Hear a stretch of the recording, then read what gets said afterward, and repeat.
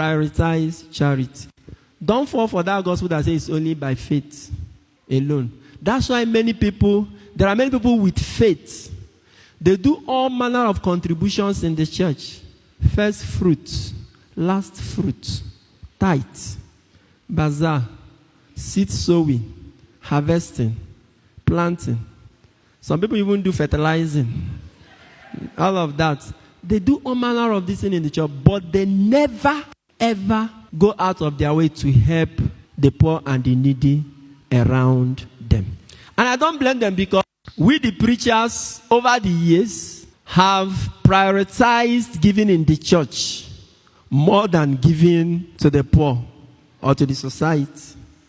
And it's a very comfortable homily to preach. See, let me tell you, you cannot substitute giving to the poor with giving to the church. And you know what is interesting?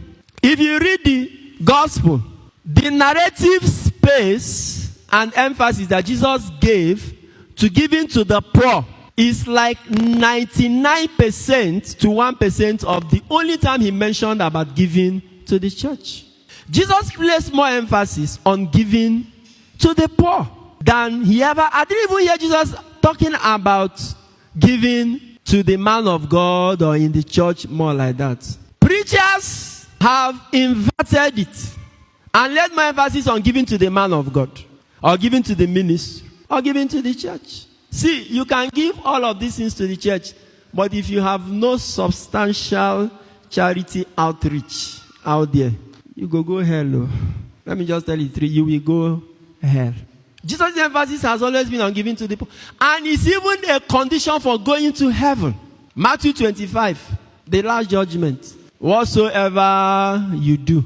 Did he say whatsoever you do in the church? Whatever you do to the least of my brothers. And he mentions those in need, the Lazaruses. Check it out.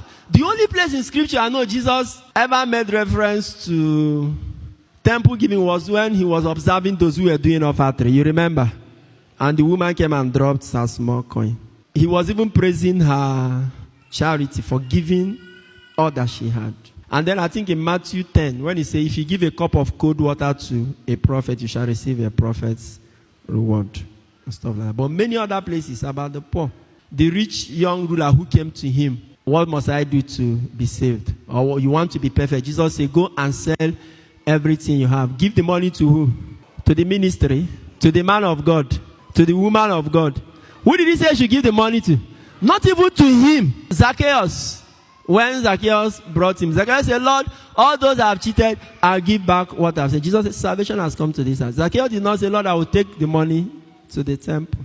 The rich man who had harvest and said, my soul, rejoice. Jesus said, and that night God said, fool, your soul will be taken from me. These hordes of your wish shall be. Then Jesus said, this sight will be for those who tend to make themselves rich before men, before the sight of God. That means those who should have given to the less privileged. And then Matthew 25, the final judgment. Don't replace giving to the poor with giving. Don't think that because you give in the church, you are absolved from the obligation. Let me tell you, giving to the church, to the ministers of God, can. It can. It has worked for some people. It will still work. It's a faith giving. It can bring you material blessing. You can sow a seed in a church or in a ministry and you can have breakthrough. Through it, God can bless you. God actually blesses. But your blessing is from material thing.